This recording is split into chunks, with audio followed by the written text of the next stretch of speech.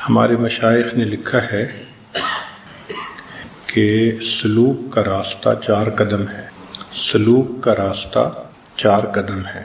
بعض نے کہا کہ جنت تک کا راستہ 2 قدم ہے. جنت کا راستہ 2 قدم ہے. تو پوچھا کیسے؟ فرمایا کہ پہلا قدم اپنے نفس پہ رکھ لو، تمہارا دوسرا قدم جنت میں پہنچ جائے گا. اسی طرح مشائخ سلسلہ عالیہ نقشبندیہ نے فرمایا کہ سلوک کا راستہ 4 قدم ہے. ان کو کہتے ہیں سیور اربع، 4 سیریں. جب تک سالک کو یہ 4 سیریں نصیب نہ ہوں اس کو اللہ کا وصل اور اس کی معرفت نصیب نہیں ہوتی. ہر بندے کو جو واصل بنا یہ سیریں نصیب ہوئیں. تو یہ سیور اربع 4 سیریں یہ مستقل ایک عنوان ہے. ان کو سمجھنا. بات چلتی ہے انسان کے قلب سے کہ جب انسان محنت کرتا ہے، ذکر کرتا ہے، تو جو قلب پتھر کی طرح ہوتا ہے وہ موم ہو جاتا ہے. ثم تلین جلودہم وقلوبہم الی ذکر اللہ. پہلے قدم پر تو انسان کو بیٹھنے کی عادت پڑتی ہے، ورنہ تو جسم ذکر کی پوزیشن میں بیٹھنے سے مانوس ہی نہیں ہوتا. بعض ہم نے دیکھا جو مغربی طرز کے لوگ ہوتے ہیں زمین پہ بیٹھنا مشکل ان کے لیے. وہ کہتے ہیں جی کرسی ہوگی تو بیٹھیں گے، نیچے نہیں بیٹھ سکتے، اس لیے کہ ان کے جسم کے اعضاء بیٹھنے کے عادی ہی نہیں ہیں. اسی طرح جو عام مسلمان ہیں ان کے جسم کے اعضاء ذکر کی ہیئت میں بیٹھنے کے عادی نہیں ہوتے. وہ ویسے تو بیٹھ سکتے ہیں، کھانے کے لیے بیٹھ جاتے ہیں، تھوڑی دیر کے لیے بیٹھ جاتے ہیں، مگر ذکر کی ہیئت میں بیٹھنا، اتحیات میں بیٹھنا یا چوپڑی مار کے بیٹھنا، اس کے لیے مجاہدہ کرنا پڑتا ہے. شروع میں جو بندہ بھی بیٹھتا ہے 5 منٹ کے بعد یوں لگتا ہے کہ بس میری ٹانگ ٹوٹ جائے گی، کوئی رگ پھٹ جائے گی، اتنی شدید درد ہوتی ہے. مگر پھٹی تو آج تک کسی کی بھی نہیں، نہ ٹانگ ٹوٹی کسی کی بیٹھنے سے. یہ تاثرات ہوتے ہیں. ہوتا یہ ہے کہ جن آرٹریز سے انسان کا خون جا رہا ہوتا ہے سسٹم میں، جب ہم بیٹھتے ہیں تو وہ بوجھ پڑنے سے بلاک ہو جاتی ہیں. ان کی بلاکیج جب زیادہ ہو جاتی ہے تو درد ہوتی ہے. کیوں درد ہوتی ہے؟ کہ انسان کا برین آلٹرنیٹ راستے بنانے کی کوشش کرتا ہے کہ بھئی ادھر سے تو اب خون بند ہو گیا، اب خون تو پہنچانا ہے نا، تو وہ آلٹرنیٹ راستوں سے بنانے کی کوشش کرتا ہے. جہاں اس وقت بوجھ نہیں پڑ رہا ہوتا اس راستے بننے میں پھر درد ہوتی ہے. تو جو بندہ اس درد کو برداشت کر لے اور بیٹھا رہے، تھوڑے عرصے کے بعد جب پیرالل راستے بن جاتے ہیں تو وہ گھنٹوں بیٹھ سکتے. چنانچہ وہ مشائخ جنہوں نے ایک ہی ہیئت میں بیٹھنے کی مشق کی، وہ 6 گھنٹے 8 گھنٹے ایک ہیئت پر بیٹھنے کے لیے آسانی محسوس کرتے تھے. ان کو مشکل ہی نہیں پیش آتی تھی. کئی ہندو جوگی ایک ہی حالت میں مہینوں بیٹھے رہتے ہیں تو بدن اس کے مطابق ڈھل جاتا ہے. ہمارے ہاں حضرت شیخ الحدیث مولانا عبدالحق رحمۃ اللہ علیہ اکوڑا خٹک کے بانی تھے. حضرت مدنی رحمۃ اللہ علیہ کے شاگردوں میں سے تھے. ان کی عادت مبارکہ تھی کہ وہ بخاری شریف کا درس دیتے تھے تو بخاری شریف کو نیچے میز پہ نہیں رکھتے تھے بلکہ ہاتھ میں اٹھاتے تھے. اب جو لوگ سمجھتے ہیں، جانتے ہیں، ان کو پتہ ہے کہ بخاری شریف 2-3 کلو کا وزن ہے. ایسے کتاب معمولی تو نہیں ہے، بھاری کتاب ہے، بڑی کتاب. تو اس کو ہاتھ میں لے کے بیٹھنا مشکل کام ہے، مگر وہ ہاتھ میں لے کے بیٹھتے تھے، پہلی بات. اور دوسری بات کہ جب بخاری شریف کو پکڑتے تھے تو بازو کو جسم پر نہیں رکھتے تھے، یوں ہاتھ کرتے تھے جیسے دعا مانگنے والا ہوتا ہے نا، ایسے بخاری شریف کو ایسے رکھتے تھے. اب اتحیات میں 3 گھنٹے 4 گھنٹے بخاری شریف ہاتھ میں ان کا درس چل رہا ہوتا تھا اور وہ ہلے جلے بغیر اسی کیفیت میں بیٹھے. طلباء کبھی دائیں ہو رہے ہیں، کبھی بائیں ہو رہے ہیں، بیٹھا نہیں جا رہا، 3 گھنٹے ہو گئے، 4. حضرت ایک ہی کنڈیشن میں. کیوں؟ انہوں نے شروع سے ایک عادت بنا لی اور بیٹھتے بیٹھتے پھر وہ بیٹھنا آسان ہو گیا.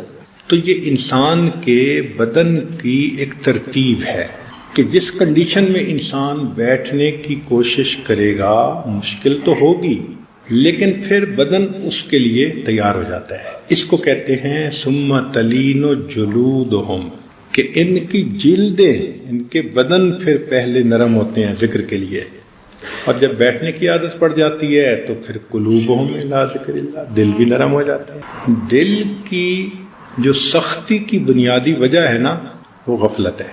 دل کی سختی کی بنیادی وجہ غفلت ہے. اس کی مثال ایسے ہے کہ جس زمین پر مدتوں کاشت نہ ہو وہ سخت ہو جاتی ہے، قابل کاشت نہیں رہتی. کاشت کے لیے تو ہل چلتا رہے اور نرم ٹھیک ہوتی رہے تو وہ زمین اچھی ہوتی ہے.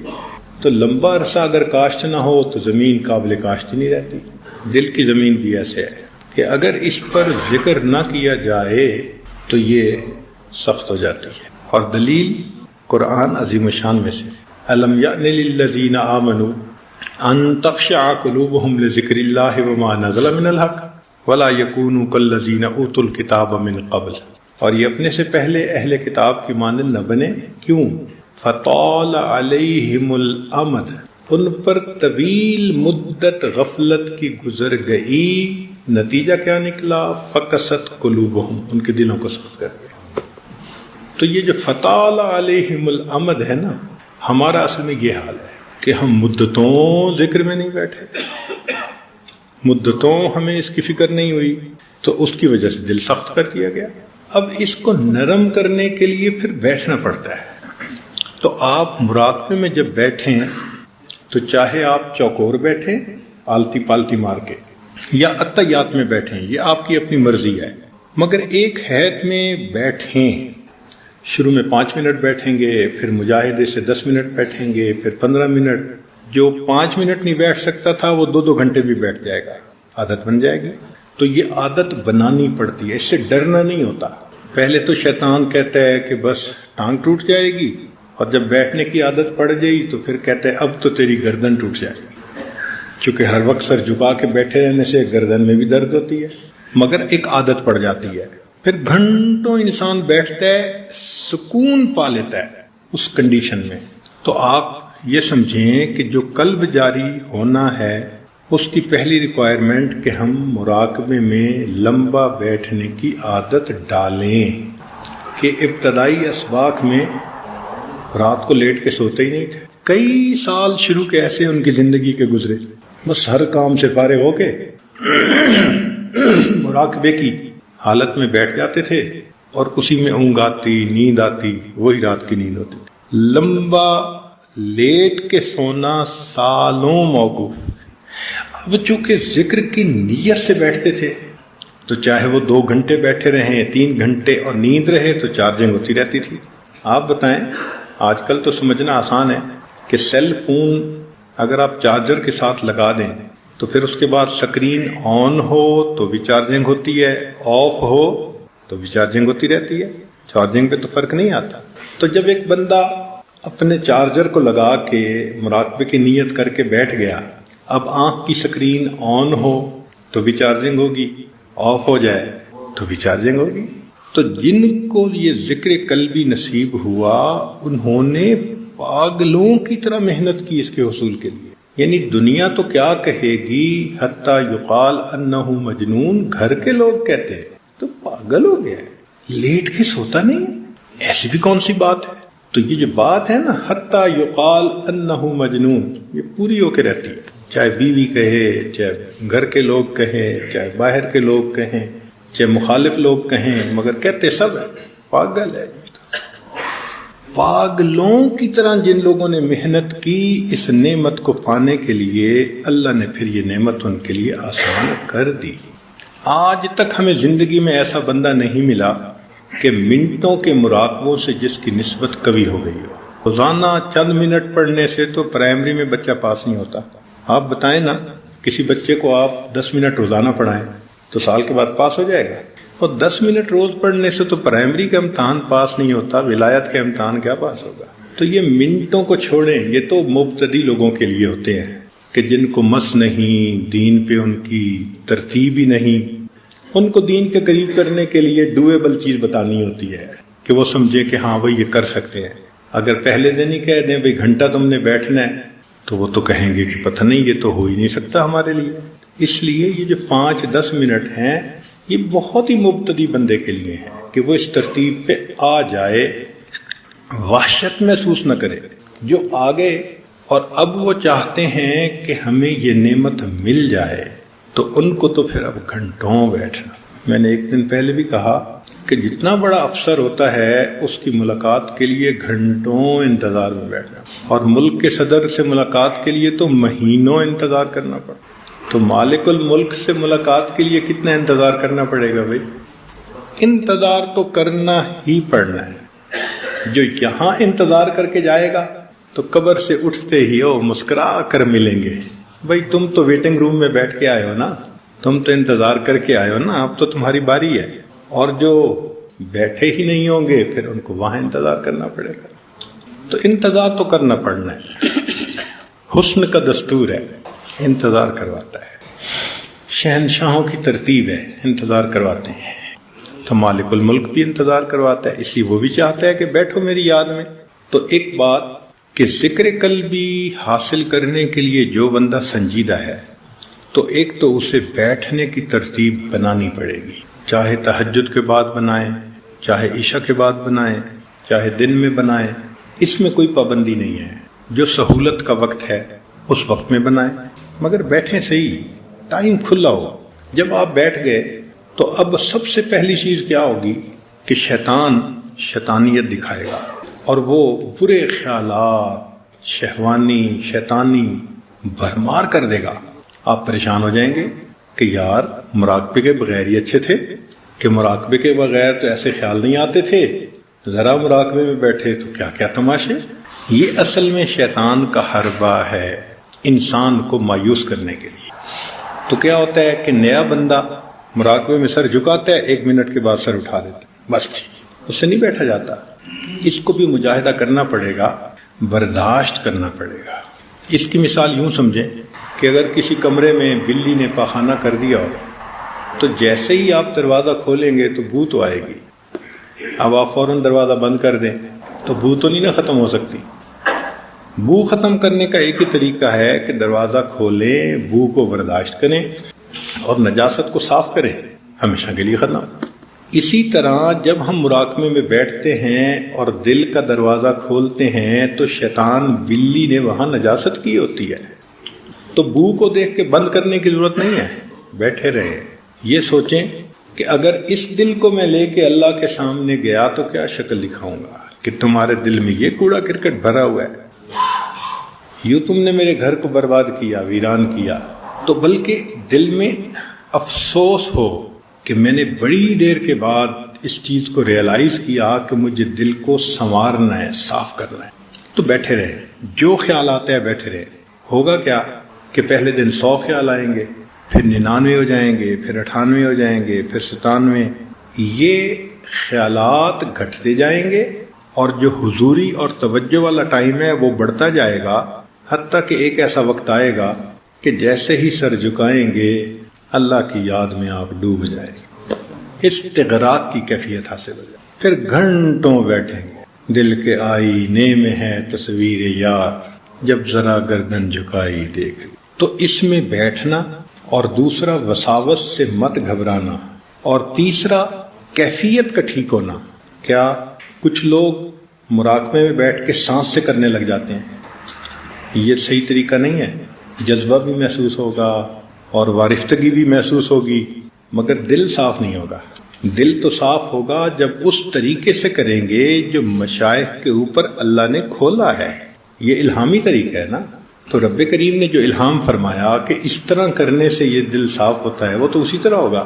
تو سانس سے کچھ نہیں کرنا ہوتا، جسم کو حرکت نہیں ایسے دینی ہوتی، زبان سے کچھ نہیں پڑھنا ہوتا، بلکہ مراقبے میں یہ فیل کرنا ہوتا ہے کہ میرا دل اللہ اللہ بول رہا ہے، میں سن رہا ہوں۔ جیسے کیسٹ بجتی ہے نا اور آپ توجہ کر کے بیٹھتے ہیں، ایسے دل کی کیسٹ اللہ اللہ بول رہی ہے اور میں سن رہا ہوں، یوں بیٹھنا پڑتا ہے. اب آپ جب اس طرح بیٹھیں گے نا تو کبھی نیند بھی آ جائے گی، کبھی خواب بھی آ جائے گا، کبھی ویسے کوئی نقشہ ہی شیطان دکھا دے گا. یہ ایک اور ٹریپ شیطان کا کہ اگر یہ شیطانی خیالات کی وجہ سے مراقبے سے پیچھے نہیں ہٹا تو اب اس کو نقشے دکھا کر ذرا خود پسندی کا مریض بنا دو. یہ سیکنڈ اٹیک ہے اس کا، یہ سیکنڈ اٹیک ہے. شیطان بدبخت دشمن ہے. کہتے ہیں کہ شیخ عبد القادر جیلانی رحمۃ اللہ علیہ جنگل میں بیٹھے مراقبہ کر رہے تھے، یکدم ایک روشنی ظاہر ہوئی اور آواز آئی، عبد القادر اب ہم تم سے بہت خوش ہو گئے اور قلم تمہارے لیے اٹھا دیا گیا، یعنی اب تم جو مرضی کرو، اب ہم تم سے راضی. تو جیسے ہی یہ آواز آئی نا تو شیخ عبد القادر جیلانی رحمۃ اللہ علیہ نے فوراً پڑھا لا حول ولا قوت الا کہ اللہ کا حکم تو ہے کہ وَاعْبُدْ رَبَّكَ حَتَّى يَأْتِيَكَ الْيَقِينُ کہ موت تک کرنا ہے. اور یہ تو پھر شیطان ہی ہو سکتا ہے نا جو کہہ رہا ہے کہ اب جو تم کرو قلم اٹھا دی گئی. تو انہوں نے کہا لا حول ولا قوت الا باللہ. تو شیطان تھا، بھاگا، مگر جاتے ہوئے بیک فائر کر گیا. کیا کہنے لگا کہ عبد القادر میں نے اس ترکیب سے سینکڑوں اولیاء کو گرایا، تم اپنے علم کی وجہ سے بچ گئے. میں نے اس ترتیب سے سینکڑوں اولیاء کو برباد کیا لیکن تم اپنے علم کی وجہ سے بچ گئے. انہوں نے پھر کہا دوسری مرتبہ لا حول ولا قوت الا باللہ.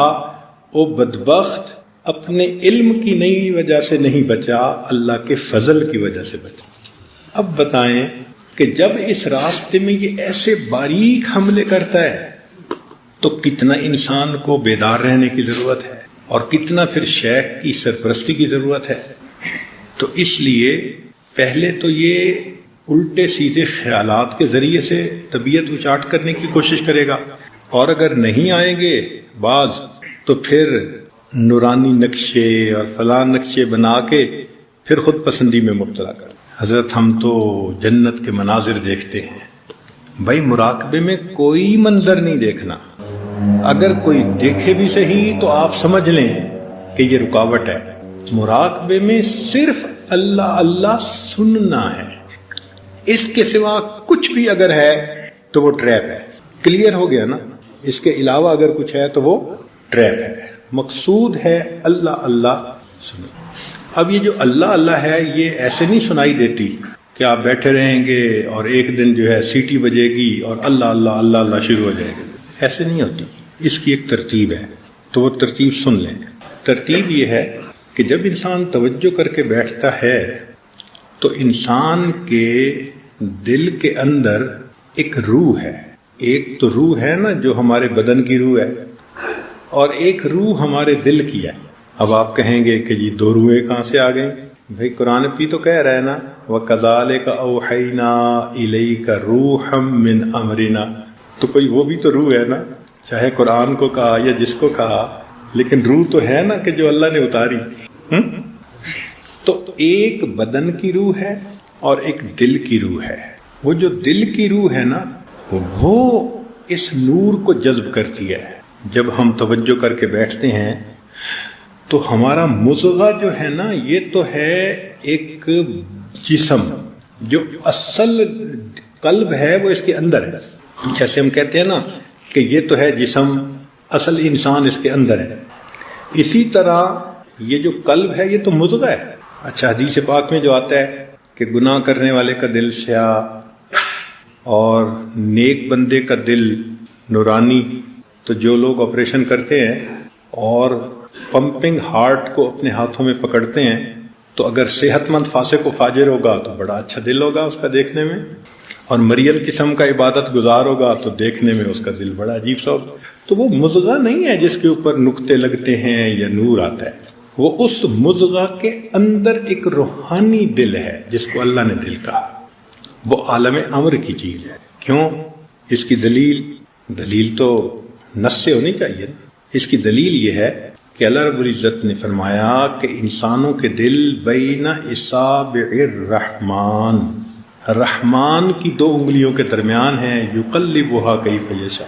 اب رحمان کی دو انگلیوں کے درمیان یہ مضغہ تو نہیں نہ کہہ سکتے. وہ جو اصل ہے نا دل جو عالم امر سے آیا وہ رحمان کی 2 انگلیوں کے درمیان ہے. تو جس طرح جسم میں روح آ گئی، آپ سمجھ لیں کہ اس روح کی آگے تفصیلات تھیں، ایک تفصیل دل میں بھی آ گئی.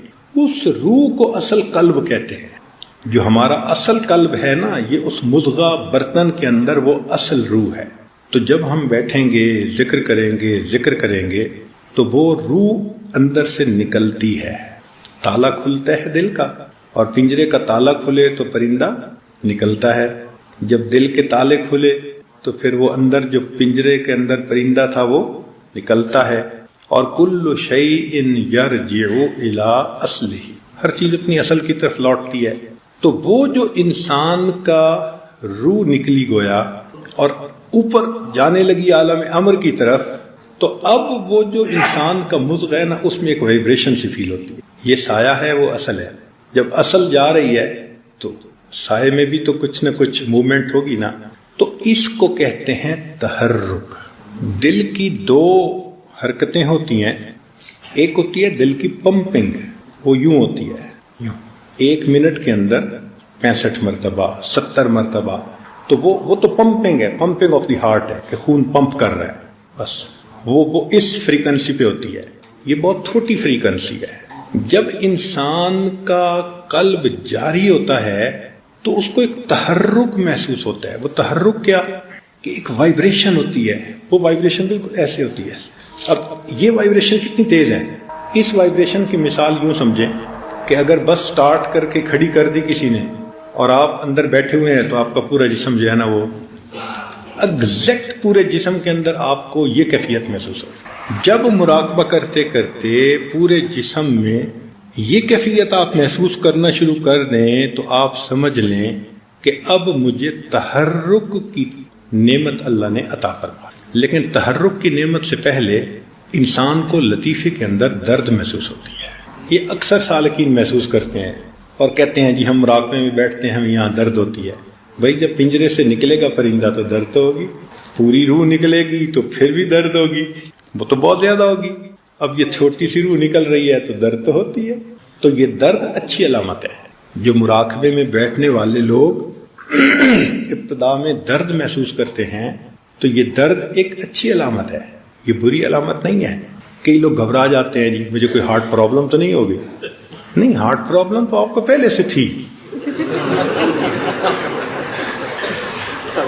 وہ تو اب پتہ اب چل رہا ہے، تو گھبرانے والی بات نہیں ہے. تو یہ دل کی درد جو ہے یہ ذرا میٹھی میٹھی ہوتی ہے، بیئریبل ہوتی ہے. ایسی نہیں ہوتی کہ بندہ برداشت ہی نہ کر سکے، مگر ہوتی ہے. مردوں کو بھی، عورتوں کو بھی، چھوٹوں کو بھی، بڑوں کو بھی. ترتیب ایک ہے. کچھ لوگوں کو ذرا زیادہ فیل ہوتی ہے، کچھ کو ذرا کم فیل ہوتی ہے، مگر ہوتی سب کو ہے. اور پھر بیٹھے رہنے سے پہلے درد محسوس ہوگی، پھر درد کے بعد ایک حرکت سی محسوس ہوگی، اور یہ حرکت بہت تیز ہوگی. یہ پیلپیٹیشن آف ہارٹ سے ڈیفرنٹ حرکت ہے. ان دونوں کو کنفیوز نہ کریں. بعض دوست مراقبے میں بیٹھتے ہیں اور دل کی پمپنگ کے ساتھ اللہ تصور میں کر رہے ہوتے ہیں. اللہ اللہ کرنا تو نہیں ہے مراقبے میں، اللہ اللہ سننا ہے. تو 2 ڈیفرنٹ کام ہیں. خود اللہ اللہ نہیں کرنا. خود اللہ اللہ کریں گے تو دل کی پمپنگ کے ساتھ ہم بھی حرکت کر رہے ہوں گے. پھر خط لکھتے ہیں حضرت مجھ سے تو 10 منٹ کے بعد مراقبہ نہیں ہوتا. بھئی طریقہ کار جو غلط ہے اس لیے 10 منٹ سے زیادہ کرنا مشکل ہے. جب طریقہ کار ٹھیک ہوگا پھر گھنٹوں بیٹھ سکیں گے.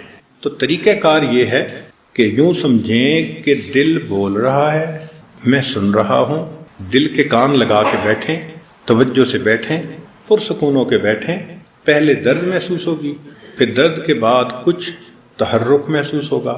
یہ تحرک ایک لمبا عرصہ چلے گا، اور یہ تحرک اتنا واضح ہو جاتا ہے کہ انسان کو مشکل محسوس ہوتی ہے کئی مرتبہ. 3 لفظ یاد رکھیں کہ یہ تحرک بہت لطیف ہوتا ہے، ہلکا ہوتا ہے. بہت تیز اور دھکے لگنا ایسا نہیں ہوتا، بہت لطیف ہوتا ہے اور بہت جمیل ہوتا ہے اور بہت لذیذ ہوتا ہے. تو یہ تحرک جو ہے نا، یعنی جیسے گدگدی نہیں کئی دفعہ بندہ محسوس کرتا، تو کئی دفعہ بندے اس پہ ہاتھ رکھتا ہے اپنے سینے پہ خود ہی کہ یہ تھوڑا سا دب جائے تو مجھے ذرا سکون آ جائے. یہ ایسی کیفیت ہے. چنانچہ بہت سارے لوگ جن کے قلوب جاری ہوئے انہوں نے یہ کیفیت ایک طرح کی بتائی کہ ایک تحرک محسوس ہوا، وہ تحرک ایسا تھا کہ بیٹھنے کو بھی دل چاہتا تھا مگر اس کو برداشت کرنا بھی مشکل ہوتا تھا تو دباتے تھے ہم کئی مرتبہ. ایسا ہوتا ہے جب یہ علامات ہوں تو اس کا مطلب کہ اب قلب اپنی منزل کی طرف سفر پر نکل پڑا ہے. اس کو کہتے ہیں سیر اللہ. اب اس کی تفصیل تو میں انشاءاللہ کل کروں گا، سیور اربع کیا ہے، لیکن آج کی اس محفل میں ذکر قلبی کے بارے میں ہی کچھ تفصیل بتائی جائے تاکہ بار بار آپ کو پوچھنے کی بھی نوبت نہ پیش آئے کہ یہ جو تحرک ہے یہی وقت کے ساتھ ساتھ تذکر میں تبدیل ہو جاتا ہے. پہلے یہ حرکت ہوتی ہے، انسان بیٹھا رہتا ہے، پھر اسی حرکت کے ساتھ ایک ادراک شروع ہو جاتا ہے کہ جیسے اللہ اللہ اللہ اللہ اللہ اللہ ایک آواز محسوس ہونی شروع ہو جاتی ہے. وہ انسان کا دل ہی ذکر کرتا ہے اور انسان کا دل ہی اسے سنتا ہے، یہ کان نہیں سنتے. بات سمجھے نا، دل ہی ذکر کرتا ہے اور دل ہی اس کو سنتا ہے، اور اس کا سننا اس کا تعلق کشف کے ساتھ ہے. کشف سمعی بھی ہوتے ہیں، بصری بھی ہوتے ہیں، یعنی دیکھنے سے بھی کشف کا تعلق ہے. جیسے کچھ لوگوں کو ذرات جو ہیں وہ پتوں پہ اللہ اللہ لکھا نظر آتا ہے تو یہ بصری ہوا، آنکھ سے دیکھا. کئی لوگوں کو زمین کے ڈھیلے سے اللہ اللہ کی آواز آتی ہے تو یہ سمعی ہوا. جیسے خواجہ عبد المالک صدیقی رحمۃ اللہ علیہ کے حالات میں لکھا ہے کہ حضرت کو اتنا ذکر تھا حاصل کہ کئی مرتبہ آپ طہارت کے لیے جاتے تھے تو ڈھیلا مٹی کا استعمال کرنے کے لیے اٹھاتے تھے تو چھوڑ دیتے تھے. پھر اپنے شیخ کے پاس آئے، حضرت میں تو ڈھیلا استعمال کرنے کے قابل نہیں رہا. کیوں؟ حضرت مجھے وہ ذکر کرتا سنائی دیتا ہے تو میں نجاست کیسے صاف کروں اس سے. تو جب یہ بتایا تو حضرت فضل کوشی رحمۃ اللہ علیہ مسکرائے، فرمان لگے اچھا جاؤ استعمال کرو. اس کے بعد پھر وہ کشف ختم ہو گیا صرف شیخ کے کہہ دینے کے اوپر. تو قلب کا ذکر کرنا الگ چیز ہے اور بندے کو وہ سنائی بھی دے یہ الگ چیز ہے. یہ دو الگ الگ چیزیں ہیں. کئی دفعہ گناہ کے کرنے کی وجہ سے یہ سنائی دینے والا کشف ختم ہو جاتا ہے، لقمہ مشتبہ کھا لیا ختم ہو جاتا ہے. لیکن شیخ باطن کی نظر سے جب دیکھتا ہے تو اس کو قلب ذاکر نظر آتا ہے، کوئی بندے کو خود فیل نہیں ہوتا. چنانچہ بعض لوگوں کو دیکھا کہ معمولات بھی کرتے ہیں، نیکی تقوی بھی ہے، کہتے ہیں مجھے تو کچھ نہیں ہوتا، پتہ نہیں حضرت جی نے دوسرا تیسرا سبق دے دیا. بھئی آپ کو تو اس لیے نہیں محسوس ہوتا کہ ابھی آپ کو وہ کشف حاصل نہیں ہے.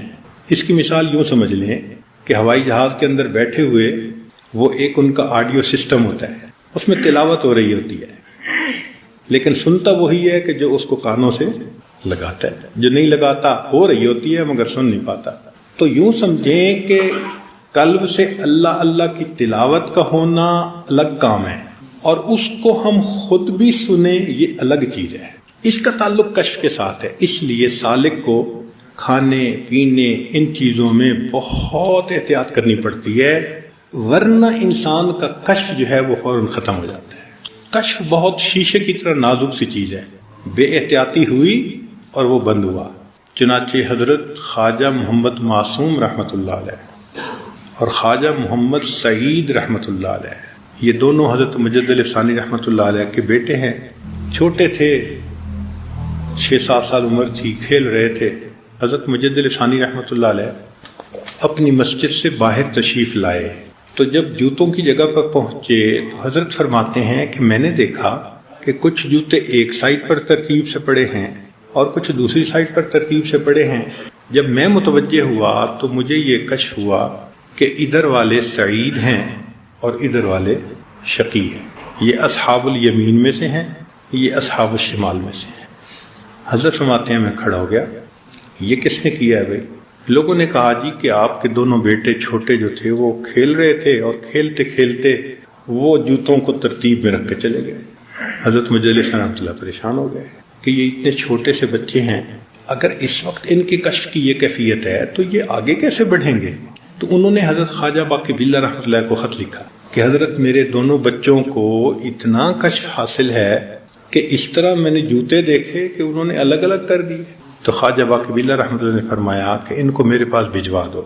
چنانچہ جب ان کو بھجوایا گیا تو خواجہ باقی باللہ رحمۃ اللہ علیہ نے اس زمانے کے بازار سے کوئی چیز منگائی، اس زمانے کا بازار کی پکی ہوئی چیز منگائی اور دونوں بچوں کو کھلائی اور ان کا کچھ ختم ہو گیا بازار کی چیز کھانے سے۔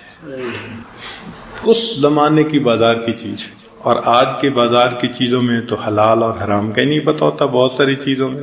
تو اس لیے لقمے کی احتیاط بہت کرنی پڑے گی اگر آپ اس ذکر کو سننا بھی چاہیں گے، ورنہ قلب بھی جاری ہو جائے گا، ثواب بھی مل جائے گا، سننے کی نعمت سے محروم رہیں گے۔ سننے کے لیے بالکل باطن کو صاف رکھنا پڑتا ہے۔ تو قلب کا جاری ہونا، اس کا پروسیس یہ ہے کہ پہلے حرکت ہوتی ہے، بہت لطیف، بہت جمیل اور بہت لذیذ، جیسے گدگدی کا احساس ہوتا ہے نا، کئی مرتبہ ایسے بندے کو سینے میں احساس ہوتا ہے۔ اور بعض تو ایسے بھی حضرات گزرے کہ جنہوں نے کرتے کے نیچے رومال باندھتے تھے تاکہ وہ حرکت تھوڑی سی دب جائے اور میں وقت گزار لوں، ورنہ مشکل ہو جاتا تھا بیٹھنا۔ تو ایسا بھی کرنا پڑتا ہے، لیکن یہ تحرک تذکر میں تبدیل ہو جائے، اس کا تعلق پھر کشف کے ساتھ ہے، اخلاص کے ساتھ ہے۔ جتنا آپ احتیاط کریں گے بولنے میں، آنکھ کی احتیاط، کھانے پینے کی احتیاط، اتنا جلدی یہ کشف جلدی نصیب ہو جائے گا۔ اب جب یہ کشف نصیب ہو گیا تو قلب جاری ہو گیا، تو آپ دن رات، صبح شام، کسی بھی وقت ہیں، کہیں بھی ہیں، مستقل ایک اللہ اللہ اللہ اللہ اللہ کی آپ کو آواز آتی رہے۔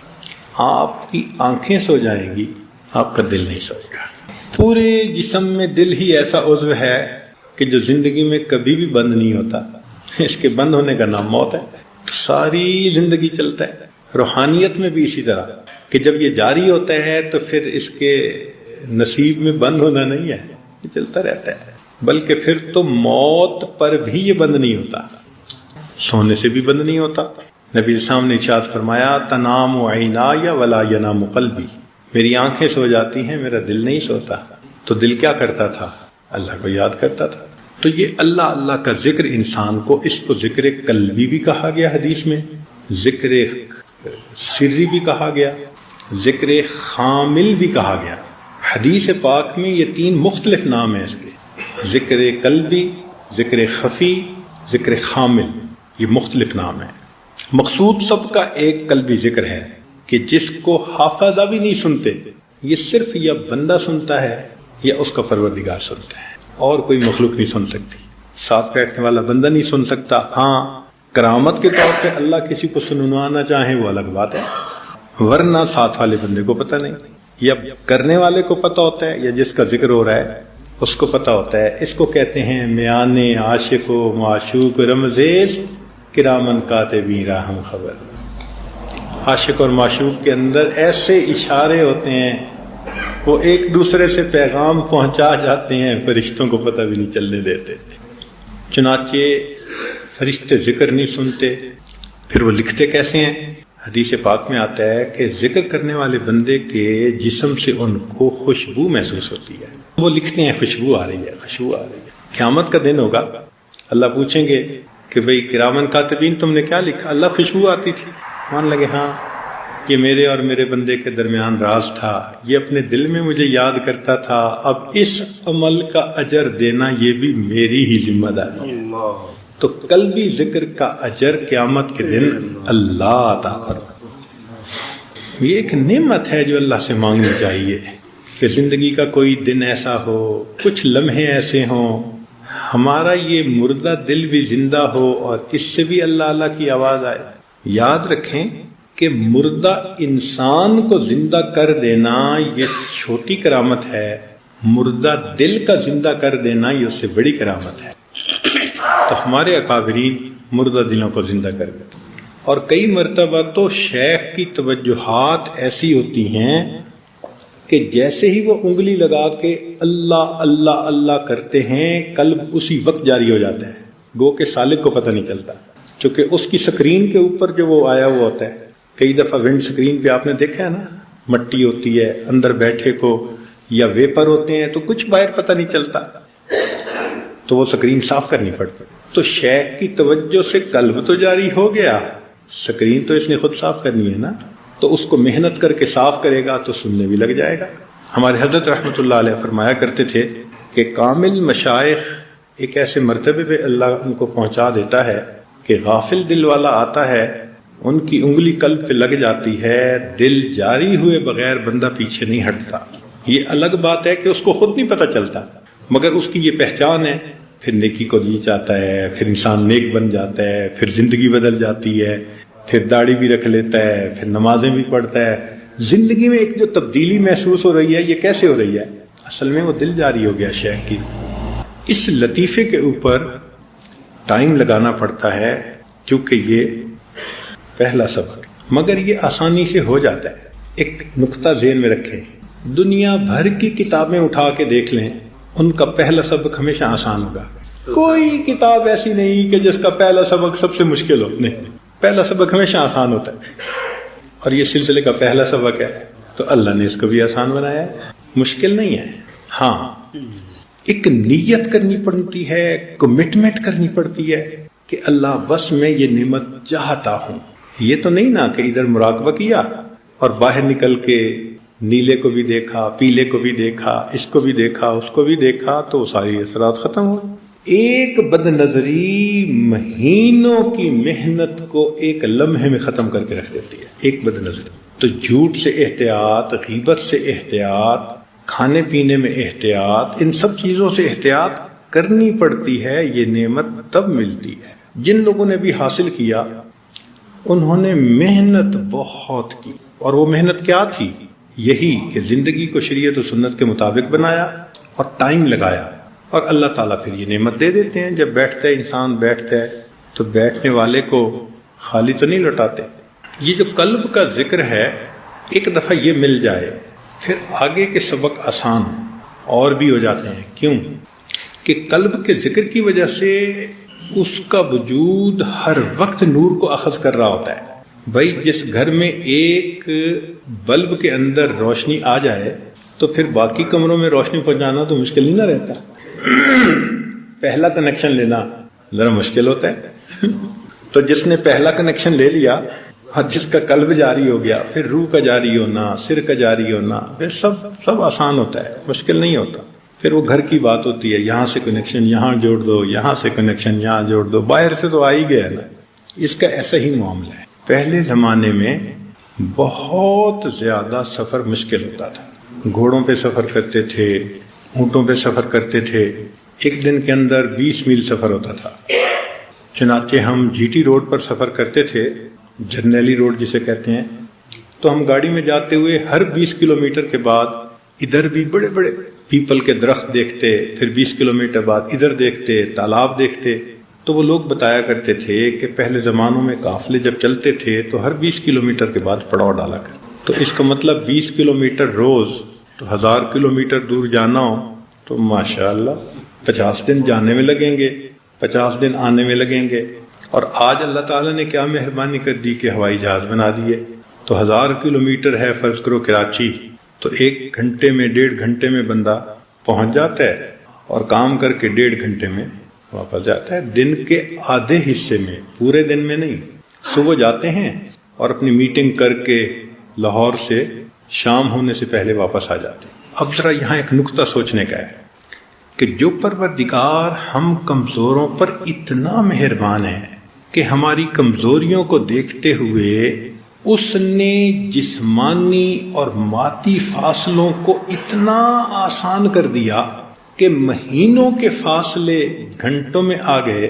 اس پروردگار نے روحانی فاصلوں کو کتنا آسان کر دیا. تو روحانی فاصلے بہت، ہمارے حضرت رحمۃ اللہ فرمایا کرتے تھے کہ پہلے زمانے میں کہیں کہیں کسی کو ذکر قلبی حاصل ہوتا تھا، اور جس کو حاصل ہوتا تھا مشائخ اس کی زیارت کرنے کے لیے جایا کرتے تھے کہ جی فلاں بندے کو قلبی ذکر حاصل ہے. مشکل تھا.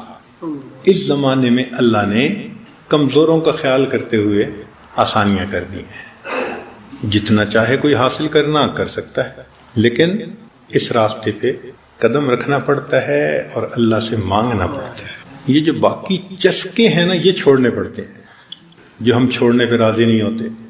کوئی انٹرنیٹ کی مصیبت میں پھنسا ہوا ہے, کوئی سیل فون کی مصیبت میں پھنسا ہوا ہے, کوئی دفتر میں ادھر ادھر جو کام کرنے والیاں ہیں ان کی باتوں میں پھنسا ہوا ہے, کوئی لڑکوں کے اندر پھنسا ہوا ہے. کہیں نہ کہیں شیطان نے ہر بندے کو الجھایا ہوا ہے, ہر بندے کے پاؤں میں زنجیر ڈالی ہوئی ہے. یہ کدھر پرواز نہ کر جائے, پھنسا کے رکھو, پھنسے ہوئے. چنانچہ تہجد بھی پڑھتے ہیں, نماز بھی پڑھتے ہیں, بولنے میں بھی احتیاط کرتے ہیں, سنت کا بھی اہتمام کرتے ہیں. کہتے ہیں جی وہ کیا کریں, نظر کی حفاظت نہیں ہوتی. اچھا, کئی لوگوں کو نظر کی حفاظت آ جاتی ہے, غصہ دلاتے ہیں, اتنا غصہ, توبہ توبہ, الامان والافیز. تو کسی کو کسی گناہ میں الجھایا اور کسی کو کسی گناہ میں الجھایا. جب طلب ہو کہ مجھے یہ نعمت حاصل کرنی ہے تو پھر یہ ساری چیزوں کو اللہ کے لیے چھوڑنا پڑتا. فکر لگی ہوئی ہو اور پھر انسان کو خاموش رہنے کا مزہ آتا ہے, چونکہ وہ اللہ اللہ سن رہا ہوتا ہے. آج تک آپ نے کھانے کے تو مزے لیے, بھوکا رہنے کے اپنے مزے ہیں, بھوکا رہنے کے اپنے مزے ہیں. مجھے اپنی زندگی میں 2 ایسے بندوں سے ملنے کا موقع ملا.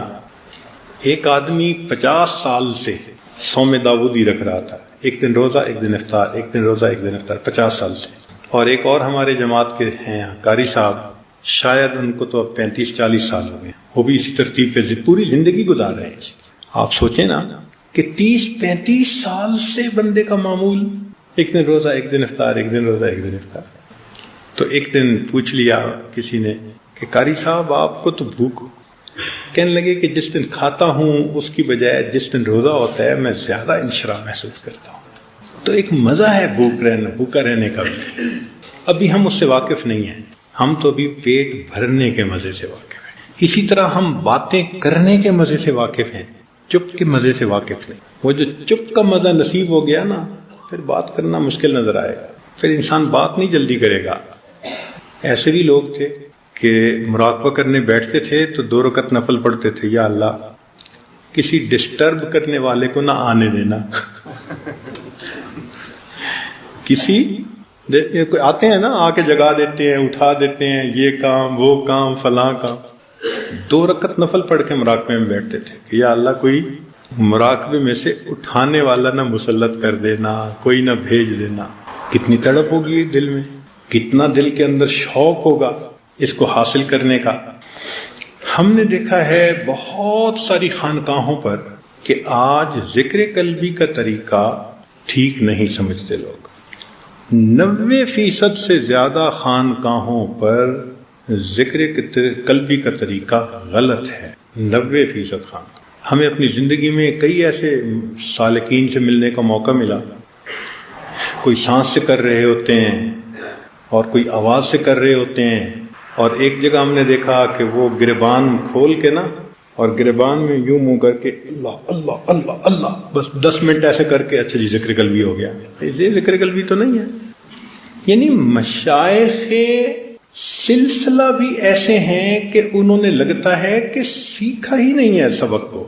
وہ چکے والد کی خانقاہ تھی تو پھر یہ بھی پیر بن گئے, پھر آگے بھی پیر بن گئے, پھر پوتے بھی پیر, ہزاروں لاکھوں مریدین کے روحانی پیشوا. تو وہ لاکھوں مریدین کے روحانی پیشوا تو ہیں خود بھی صاف ستھرے, تو ان کو کیا پتا ذکر قلبی کیا ہوتا ہے, تو وہ آنے والوں کو بس مصروف کر دیتے ہیں. کتنی خانقاہیں اس وقت ایسی ہیں کہ جہاں پر پہلا سبق ٹھیک سمجھانے والا کوئی نہیں ہے. مجھے ایک عالم ملے, محبین میں سے تھے, تو مجھ سے پوچھا انہوں نے آپ نقشبندی ہیں؟ میں نے کہا جی. تو توحید وجودی کا کوشچن پوچھا انہوں نے, جو ہم نے اپنے بڑوں سے سنا تھا ان کو بتا دیا. تو وہ عالم تو تھے نا, آخر عمر گزری تھی اس میں, تو وہ متوجہ ہو گئے, تو مطمئن ہو گئے. پھر مجھ سے کہنے لگے کہ جی آپ کو شیخ نے کیسے سلوک پہ چلایا؟ بتایا کہ بھئی نقشبندی سلسلہ اسباق ہیں, حضرت مجد لسانی رحمۃ اللہ علیہ نے باقاعدہ الگ الگ کر کے لکھے ہیں, 35 سبق ہیں. وہ ان کی آنکھوں میں آنسو آ گئے. میں نے پوچھا کیا ہوا؟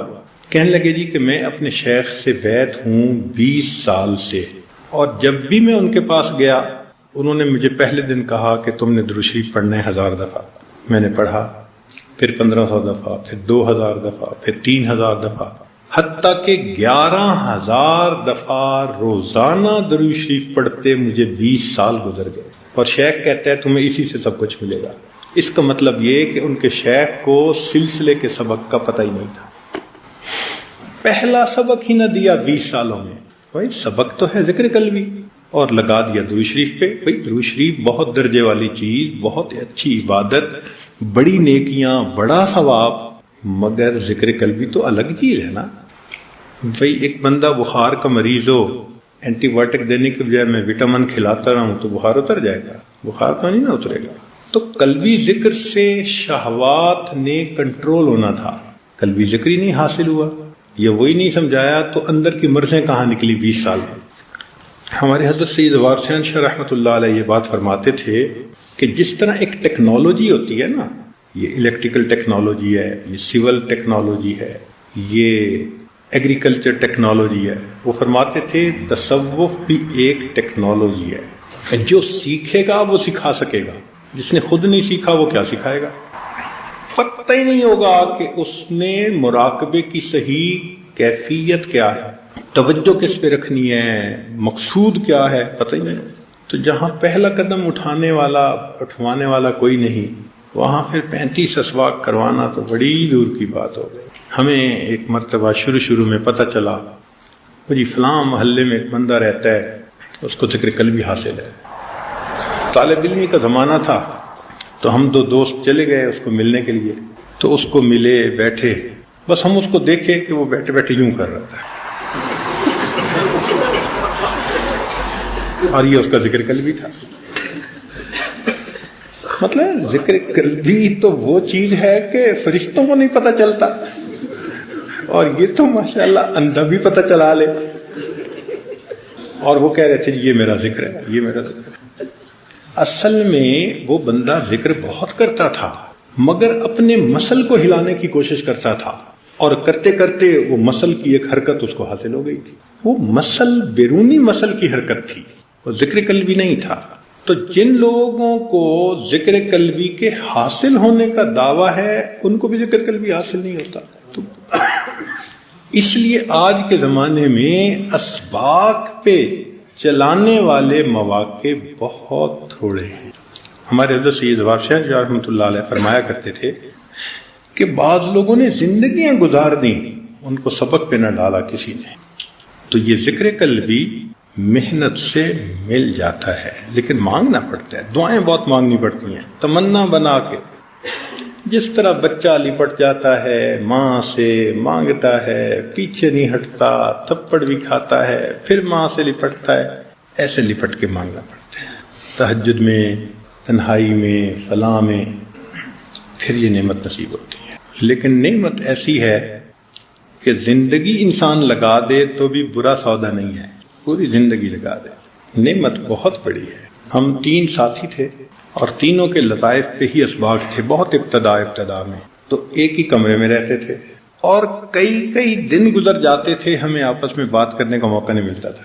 کئی دن گزر جاتے تھے. بس آپس میں طے کر لیا تھا کہ اس دن ناشتے کا انتظام اس نے کرنا ہے، اتنے بجے دسترخوان لگانا ہے، اتنے بجے یہ کرنا ہے، یہ کرنا ہے، کمرہ اس نے بند کرنا ہے، کمرہ اس نے کھولنا ہے، مسجد میں جانا ہے، فلاں. جس کی جو ڈیوٹی وہ ہو گئی، اس کے بعد بات کرنے کی ضرورت نہیں ہوتی تھی. ایک کمرے میں رہتے ہوئے 3 دن سوائے السلام علیکم کہنے کے کوئی زبان سے لفظ نہیں نکلتا تھا. ہر اپنے کام میں لگا ہوتا تھا، پڑھ بھی رہے ہیں اور ذکر بھی کر رہے ہیں.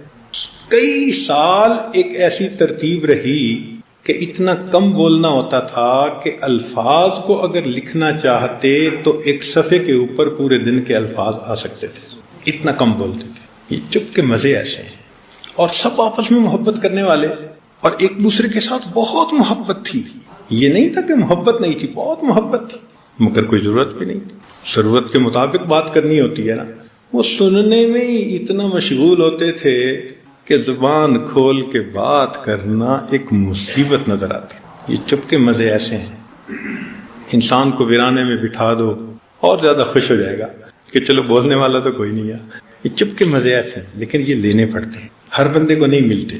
اس کے لیے اللہ رب العزت سے دعائیں کرنی پڑتی ہیں، نیک محفلوں میں دعا کرنی پڑتی ہے، تب جا کے یہ نعمت ملتی ہے۔ اب جب انسان کا قلب جاری ہو گیا تو پھر شیخ اس کو دوسرا سبق دیتا ہے، اس کو کہتے ہیں لطیفہ روح۔ لطیفہ قلب کا سبق ملنے کے بعد انسان کی شہوات اس کے کنٹرول میں آ جاتی ہیں، وہ جو بے قابو کرنے والی شہوتیں تھیں وہ ختم ہو جاتی ہیں، نہ کھانے کی، نہ جنسی خواہشات، نہ اور قسم کی کوئی خواہشات۔ اصل میں ذکر میں لذت ہی اتنی آتی ہے کہ اس مزے کے سامنے دنیا کے مزے ہیچ ہو جاتے ہیں۔